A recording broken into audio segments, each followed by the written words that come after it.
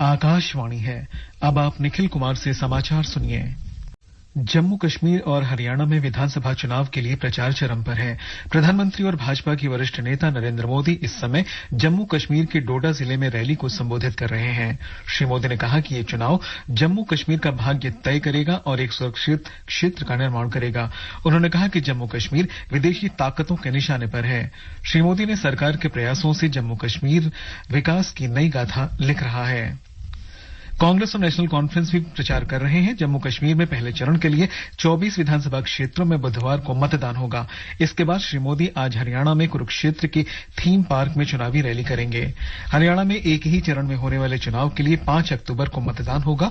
दोनों राज्यों में मतगणना 8 अक्टूबर को होगी।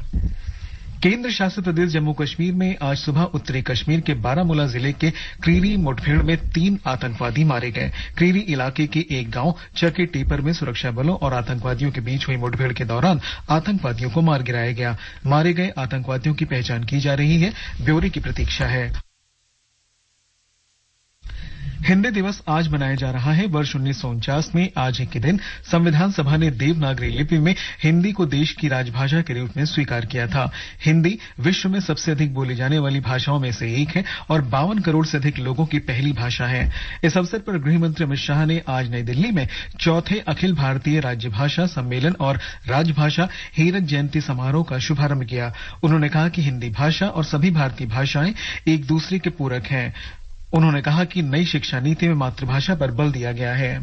मोदी जी ने नई शिक्षा नीति में प्राथमिक शिक्षा पर बल देने का काम किया है और प्राथमिक शिक्षा बच्चे की मातृभाषा में हो, ये बहुत जरूरी समझा गया है। इसलिए मोदी जी ने मातृभाषा पर शिक्षा पर बहुत बड़ा बल दिया है और मैं मानता हूं कि आज का दिन भारत की सभी भाषाओं को मजबूत करना है और राजभाषा को देश की संपर्क भाषा बनाने का दिन है, जिसके माध्यम से हम अपनी भाषाओं में ही अपने देश का कामकाज कर पाए। गृह मंत्री ने राजभाषा पत्रिका की हीरक जयंती विशेषांक का विमोचन किया और स्मारक टिकट तथा स्मारक सिक्कों को जारी किया। राजभाषा विभाग हिंदी की राजभाषा बनने के 75 वर्ष पूरे होने के उपलक्ष्य में सम्मेलन का आयोजन कर रहा है। कृषि राज्य मंत्री रामनाथ ठाकुर ने कहा है कि भारत खाद्य सुरक्षा और पोषण सुनिश्चित करने के लिए दुनिया का सबसे बड़ा खाद्य आधारित सुरक्षा कार्यक्रम लागू कर रहा है।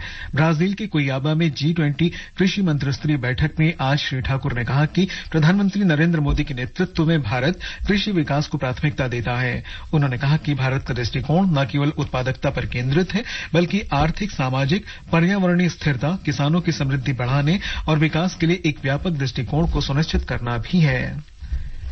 प्रधानमंत्री नरेंद्र मोदी कल से झारखंड, गुजरात और ओडिशा की 3 दिन की यात्रा पर रवाना होंगे। श्री मोदी कल झारखंड में टाटानगर पटना वंदे भारत ट्रेन सहित 6 वंदे भारत रेलगाड़ियों को रवाना करेंगे। वे 660 करोड़ रुपए से अधिक की कई रेल परियोजनाओं की आधारशिला रखेंगे और लोकार्पण करेंगे। श्री मोदी टाटानगर में प्रधानमंत्री आवास योजना ग्रामीण के 20,000 लाभार्थियों को स्वीकृति पत्र भी वितरित करेंगे।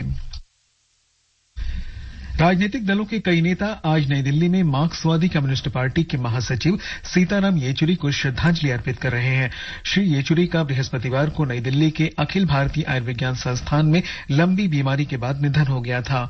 उनका पार्थिव शरीर श्रद्धांजलि देने के लिए नई दिल्ली के पार्टी मुख्यालय A.K. गोपालन भवन में रखा गया है। मौसम विभाग ने बंगाल की खाड़ी के पूर्वोत्तर में बने दबाव के कारण पश्चिम बंगाल की गांगेय क्षेत्र, ओडिशा, बिहार, झारखंड और छत्तीसगढ़ में मूसलाधार वर्षा का अनुमान व्यक्त किया है। उत्तराखंड में भी आज तेज बारिश की संभावना है। विभाग ने अरुणाचल प्रदेश, असम, मेघालय, नागालैंड, मणिपुर और बिहार में अगले 2-3 दिन के दौरान बहुत तेज वर्षा का अनुमान व्यक्त किया है। विभाग ने राष्ट्रीय राजधानी क्षेत्र दिल्ली में आज बादल छाए रहने और वर्षा की संभावना व्यक्त की है। चीन में एशियाई चैंपियंस ट्रॉफी टूर्नामेंट में वर्तमान चैंपियन भारत 5वें और अंतिम पूल मैच में चिर प्रतिद्वंदी पाकिस्तान से खेलेगा। यह मैच भारतीय समय के अनुसार दोपहर 1:15 बजे से शुरू होगा। सेमीफाइनल 16 सितंबर को और फाइनल 17 सितंबर को खेला जाएगा। इसके साथ ही समाचार बुलेटिन समाप्त हुआ।